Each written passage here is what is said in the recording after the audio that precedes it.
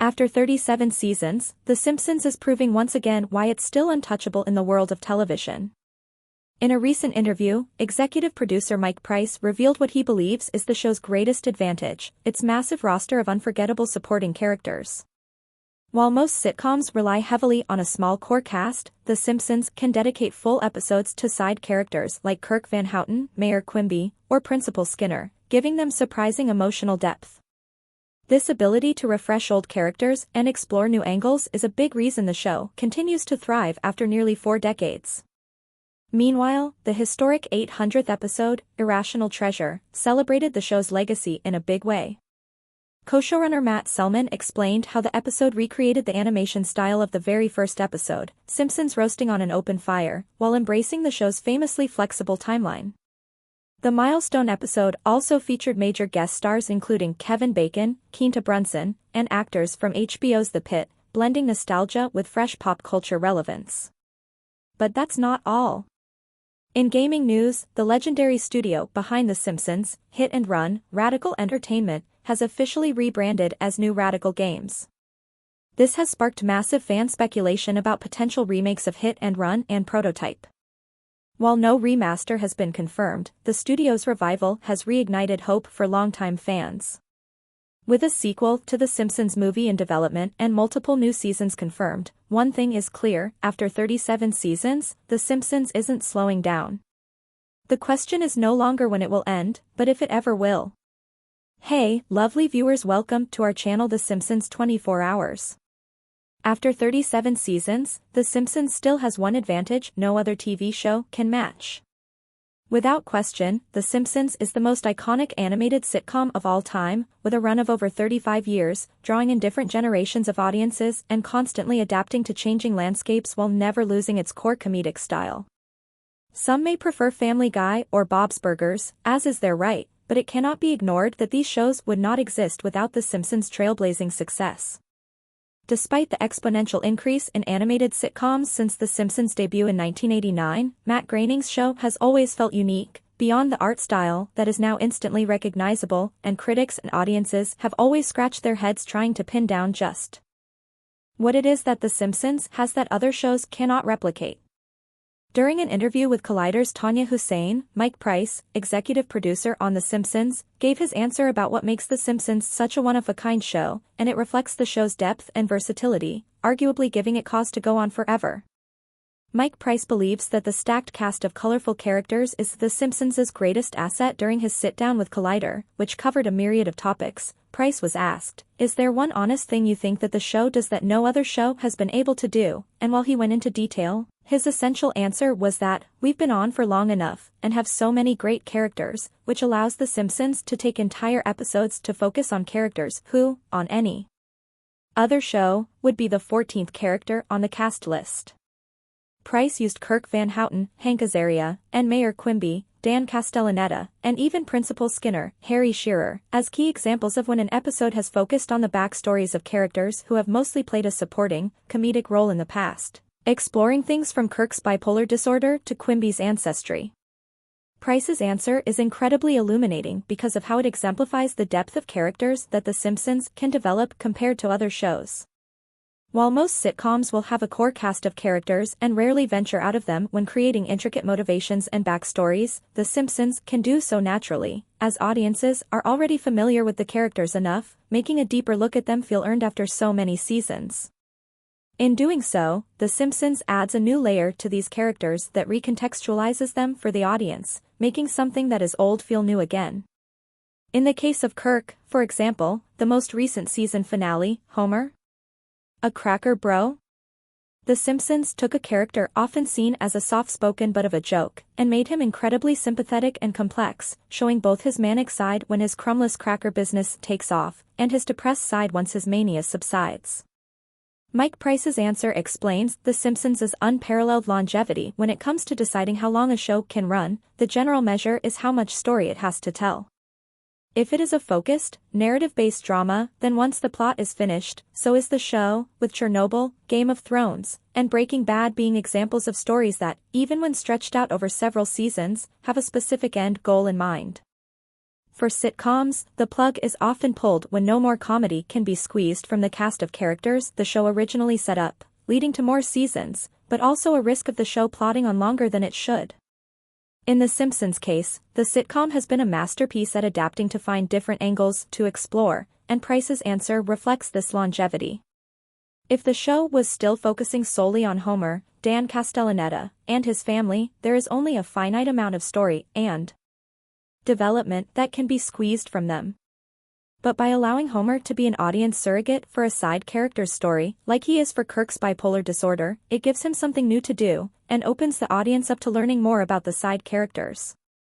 Mike Price's interview with Collider revealed many things about the behind-the-scenes of the legendary sitcom, but, for fans, perhaps the best takeaway is the fact that there seems to be no end in sight for the creatives behind The Simpsons.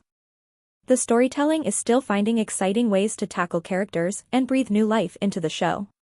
With a sequel to The Simpsons movie in the works and 3 more seasons to come, the question of when The Simpsons will end feels increasingly like if rather than a when. Simpsons hit and run and prototype studio Radical Entertainment is back as New Radical Games. The studio has a new website and appears to be looking for work. Radical Entertainment was founded in 1991 in Vancouver and was acquired by Vivendi in 2005, then by Activision in 2008. By the end of 2013, the studio had essentially closed in all but name, with the Canadian government dissolving its incorporated status and the few remaining staff assisting on other Activision projects. Hothead Games was a Vancouver-based studio which developed such titles as Penny Arcade Adventures and Deathspank, before moving on to mobile games. It went bankrupt in late 2024. Now, however, both studios appear to have been resurrected as New Radical Games, with Ian Wilkinson as CEO and president, and Tim Benison as COO. Wilkinson was one of Radical Entertainment's co-founders. After the company was sold to Vivendi, he left Radical in 2008 and moved to Hothead, where he served as the studio's president for the next 16 years. Benison was previously a COO and studio director at Capcom Vancouver, then joined Hothead in 2020 to serve as its COO. Although Wilkinson's LinkedIn page states that he started as CEO and president of New Radical Games in December 2024, around the same time as Hothead Games went bankrupt, the studio's website appears to have only recently gone live. The site says the studio is open for work for hire full game development, on mobile or console games. It also says it's willing to co-develop with another studio, or to handle porting or remastering of an existing title. As well as The Simpsons, Hit and Run and Prototype, Radical Entertainment's other previous titles included The Incredible Hulk, Ultimate Destruction, Scarface, The World Is Yours, Crash Tag Team Racing and the NES version of Wayne's World. As soon as the studio's website was spotted online, fans of The Simpsons, Hit and Run and Prototype started taking to social media saying they hoped this was going to result in remakes or remasters of either game. As of now, there is no suggestion that either is in the works. In 2023, The Simpsons, Hit and Run producer John Melchior claimed publisher Vivendi was given the option to make 5 more Simpsons games and turned it down, meaning it lost the Simpsons license even though work had already started on a sequel to Hit and Run. Simpsons Hit and Run 2 would have been done by Radical, and there was a medieval Simpsons game that Matt Groening pitched, which was being done at Stormfront after Lord of the Rings, Melchior said at the time. The biggest crime was that Vivendi did not obtain the Simpsons license, though they had an offer in. The Simpsons came back with an offer, 5 games for X amount of dollars. It was a really good deal, and Vivendi said no.